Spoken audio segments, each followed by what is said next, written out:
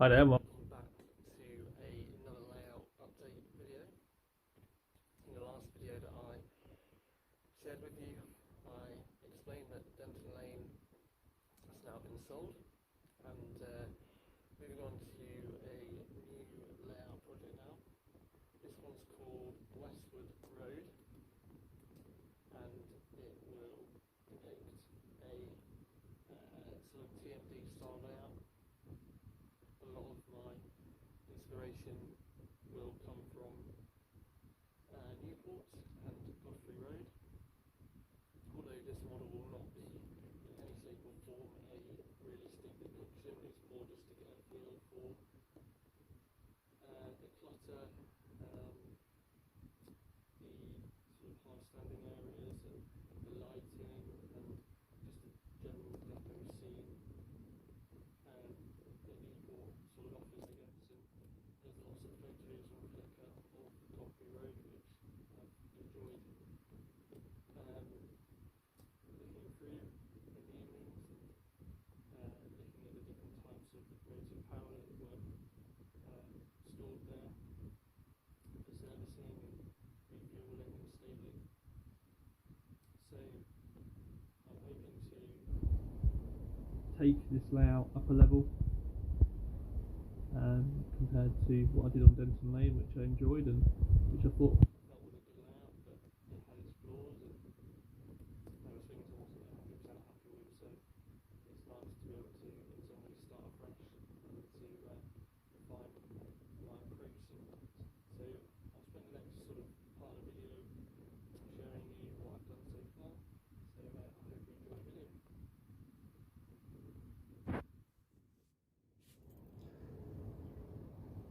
In a previous video, I think it was the second to last video that I produced, I explained the plans for this layout. So if you haven't watched that video, maybe just go and have a quick look at that. But I'll sort of talk you through the rough track plan. These are Tim Horn baseboards. They're 6 foot by 20 inches wide, and the extra width has been really helpful so far. The original track plan for the layout is here. There's some differences in reality because I've taken out one of the sidings at the bottom, and not all the buildings that you see simulated there will be included. So just kind of this right hand end here will be the entrance to the main scenic area. I haven't quite decided what to do with the scenic break yet. It's something I always struggle with, really, is the scenic break for layouts, and it'd be nice to do something different compared to a road bridge, which is what you sort of normally see on layouts, but I'm still thinking about this. So the track work is all Pico bullhead with code 75 points. So this is a curved point here. All the points are electrofrog. They look more realistic. You don't have the plastic frog here, you've got all metal, so I guess it looks a bit more like the real thing. There's only 4 points on this layout, on the main scenic section anyway, so it's quite simple. So you've got 2 entrance points here to the yard itself, or to the stabling point, and like I said, the field yard will be it'll be a 2 foot by 20 inch field yard here to the right. It'll probably be really simple, just 2 entrance and exit lines into and out of the field yard, maybe with a few more lines for storage and a programming track, etc.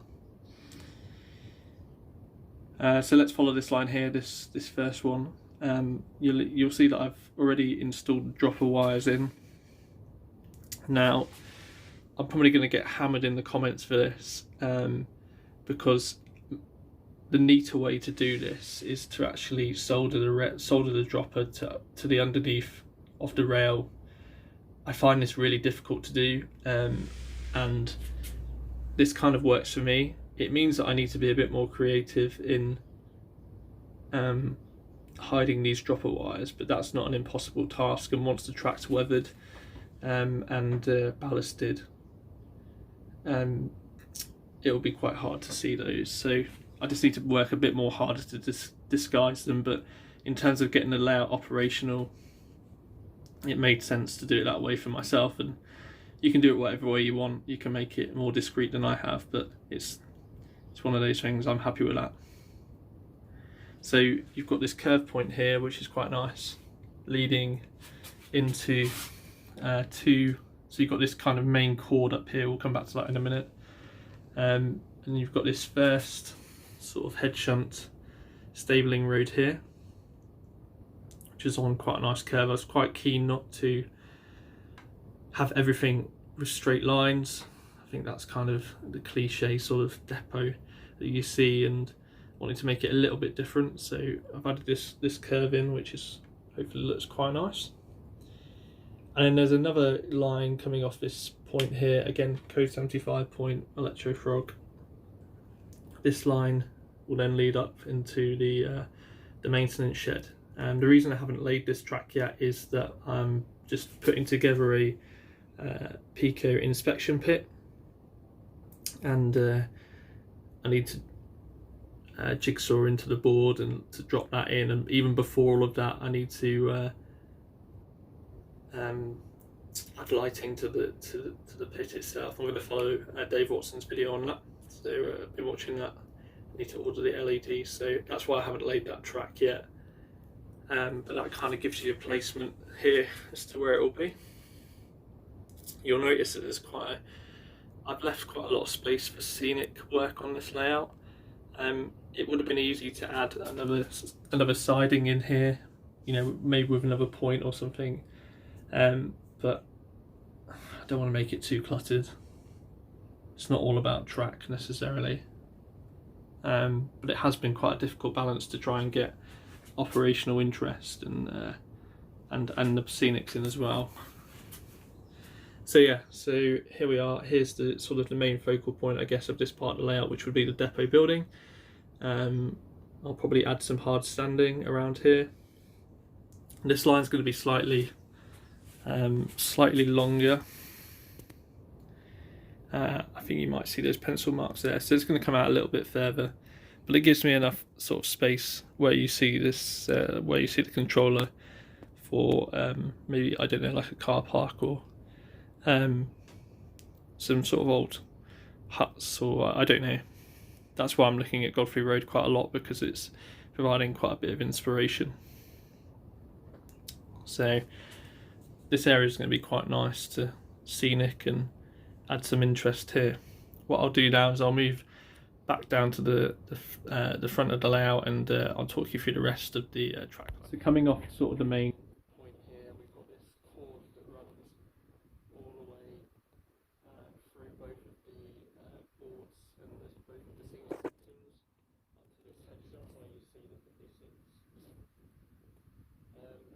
I've made this head shunt large enough, long enough for 160. There'll be no 60/60 on this layout, only from reference.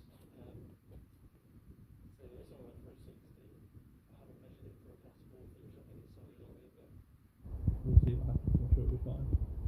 And then you've got this one at the top, which then leads you along this other cord. Second area. So you've got another head shunt here with the local 37, and then the second sort of entrance exit point for the layout will be where the 2012 37 is. So we've got Another head shunt here to store a loco. Again, I'm not going to fill this space with overhead cranes and all of that sort of stuff. Need to be realistic. A depot of this size wouldn't have all of those facilities in one place. I watched Laura McWilliams' stream where she talked about using being really sort of looking at depots and seeing what sort of facilities they had, and unless you've got a layout that's facilitating coating or crew, they're the sort of places that are going to have these, a lot of facilities, like the ability to swap bogies and to take power units out, etc. So I want to make this layout as prototypical as possible, and so whilst it might be nice to add a nice area of hard standing here, training. There's a nice one from Westwood Scenics, I think it is. It's just, you know, it's not going to look massively realistic, so that might just be quite a nice simple overgrown hedge hump, but I think that'll look quite nice. Obviously, it's somewhere to store a loco. You know, maybe once it's visited the depot area. So you've got two main entrance and exit points with the fiddle yard to the right here again, 2 foot fiddle yard, which will give plenty of room to store some locos in.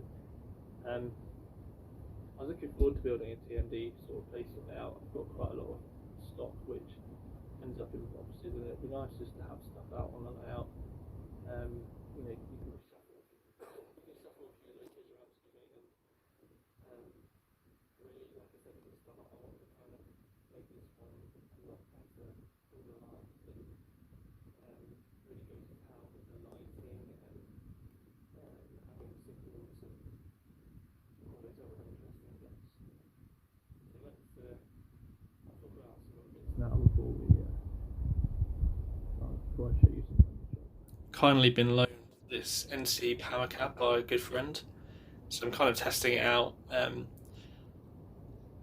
used a Gauge Master Prodigy Express for a couple of years now on a couple of layouts, and whilst it's a good controller and one I'd recommend, I'm looking to use the DCC Concepts IP digital point motors on this layout, and the alpha sort of mimic ground signals as well.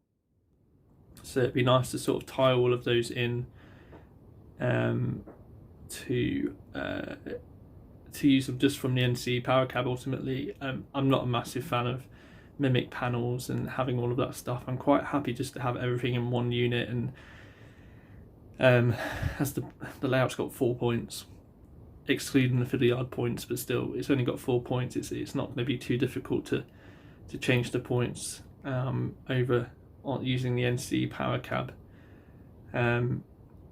So I really want to add some ground signals in to make it look as realistic as possible, and to have those sort of wired and linked with the points so that they'll show in the on and off positions when the points are set. So in a previous video, Steve Smith and Richard at St Michael's Hill did suggest using the MP1, MP5 point motors, and I had considered that, but and I have nothing wrong with there's nothing wrong with them at all, but I'd like to try and keep everything consistent, and I've used the DCC Concepts point motors in the past and they've been fine for me, so I kind of know what I'm doing with them. So I'll be using those. Eventually I'll also be getting a back scene for the layout, but just at the moment with lockdown rules I don't really want to be going to B&Q and ordering wood, but that will come.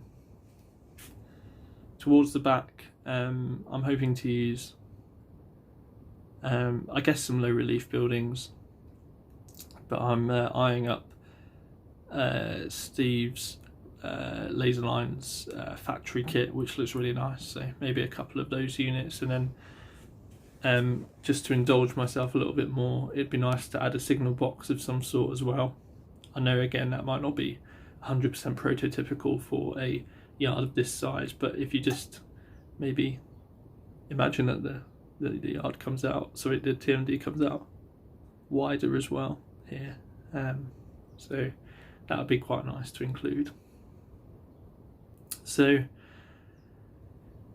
that's a kind of quick rundown of where we're at the moment with the layout, and I feel like I'm making good progress after the sale of Denton Lane.